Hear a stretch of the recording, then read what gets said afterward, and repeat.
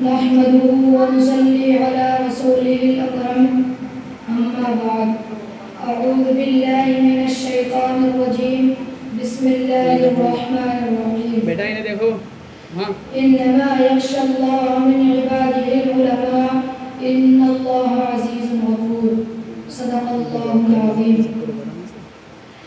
عزیزان ملت و نوجوانان اسلام، بڑے زور و شور کے ساتھ اطراف ملک میں یہ آواز گونج رہی ہے اور یہ صدا لگائی جا رہی ہے کہ آزاد ہند کی لڑائی صرف ہندوؤں نے لڑی ہے، لہذا ہندوستان ہندو راشٹر ہے۔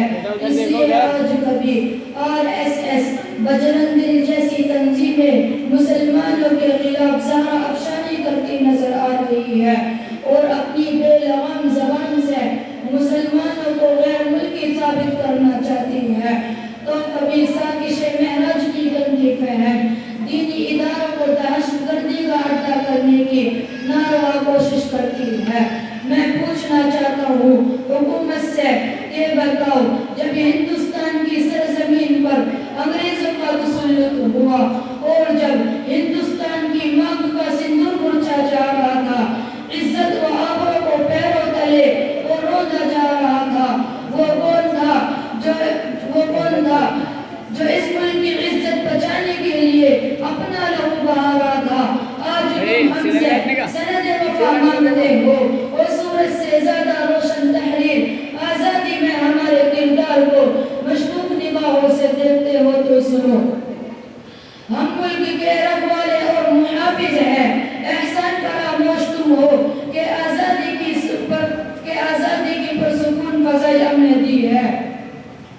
آؤ دیکھو اپنے ماضی کو، جب تم انگریز کے چنگل میں جبڑے ہوئے تھے، سانس لینے کی تم کو مہلت نہ تھی، تو اس وقت اس ملک کی گود میں پرورش پانے والا کوئی مائی کا لال اتنی جرات نہیں کر سکتا تھا جو انگریز کی حکومت کو للکار سکے اور دنیا کی سپر پاور طاقت کا مقابلہ کرنے کے لیے آواز اٹھا سکے۔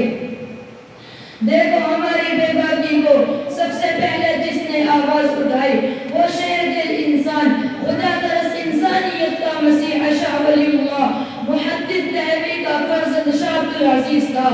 شاہ عبدالعزیز کی آواز کیا تھی؟ وہ آواز یہ تھی کہ انگریز کے خلاف جہاد کیا جائے اور ملک ہندوستان کو آزاد کیا جائے۔ شاہ عبدالعزیز کا یہ فتویٰ انگریز کے لیے ایک خطرناک پیغام تھا جس نے انگریز کو بے چین کر دیا تھا۔ اسی آواز کے سہارے علماء ہند اور خاص طور پر علماء دیوبند اپنے سر پر کفن باندھ کر انگریز کی حکومت کو ختم کرنے کے لیے میدان میں نکل پڑے۔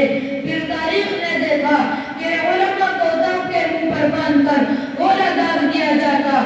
رب کی قسم، علماء کرام کے گوشت کے لوتھڑے اڑ گئے اور فضائی آسمان خون سے رنگین ہو گئی۔ یہ بھی ہوا کہ علماء کے جسموں کو تانبے سے داغا گیا، سوروں کی خانوں میں بند کر کے جلدے تندور میں ڈالا گیا۔ لمحات تاریخ نے یہ بھی دیکھا کہ علماء کو ہاتھیوں پر کھڑا کر کے درختوں سے باندھ کر ہاتھیوں کو چلا دیا گیا۔ لاہور کی شاہی مسجد کے صحن میں انگریز نے پھانسی کا بندہ بنایا تھا۔ ایک دن میں 80 علماء کو پھانسی دی جاتی تھی۔ یہ بھی ہوا کہ علماء کو بوریوں میں بند کر کے دریا میں ڈال دیا جاتا اور اوپر سے گولیوں کو نشانہ بنایا جاتا۔ علماء کو دیکھتے انگاروں میں ڈالا گیا اور یوں کہا گیا کہ مولویوں صرف ایک بار یوں کہہ دو کہ ہم 1857 کی جنگ آزادی میں شریک نہیں تھے، ابھی چھوڑ دیا جائے گا۔ لیکن رب کی قسم سارے علماء آگ میں پک گئے، لیکن ایک نے بھی انگریز کے سامنے گردن نہیں جھکائی۔ عزیزان ملت، اتنی شدید قربانیوں کے بعد یہ ہندوستان آزاد ہوا۔ اگر یوں کہوں کہ علماء کے خون سے سرزمین ہند کو دھویا گیا تو مبالغہ نہیں ہوگا۔ کئی سید احمد شہید بریلوی اپنے خون کا نذرانہ پیش کرتے دکھائی دیں گے، تو کسی محل پر شاہ اسماعیل شہید اپنے خون سے بالا کوٹ کے پہاڑوں کو رنگین کرتے دکھائی دیں گے۔ کئی حاجی امداد اللہ مہاجر مکی اور حافظ ظالم شہید سرخی روتے دکھائی دیں گے. تو کہیں ارادت بندہ نے باسفا حضرت نانوتوی رحمت اللہ علیہ اور حضرت گنگوہی رحمت اللہ علیہ کی سرگرد ملے گی. کہیں شیخ الہند اور شیخ الاسلام شمشیرہ پڑھانے کی طرح نظر آئیں گے.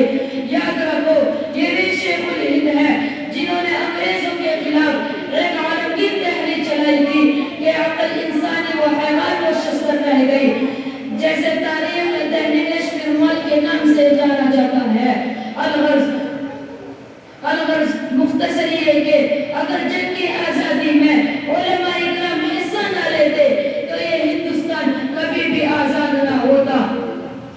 لیکن میرے دوستو بڑے ہی افسوس کے ساتھ کہنا پڑ رہا ہے کہ اگر ہمارے اسلام نے اپنا خون پسینہ کی طرح بہا کر جیسی آزادی نعمت حاصل کی ہے لیکن آج ہمارے ساتھ کیا ظلم و ستم ہو رہا ہے وہ روز روشن کی طرح آیا ہے.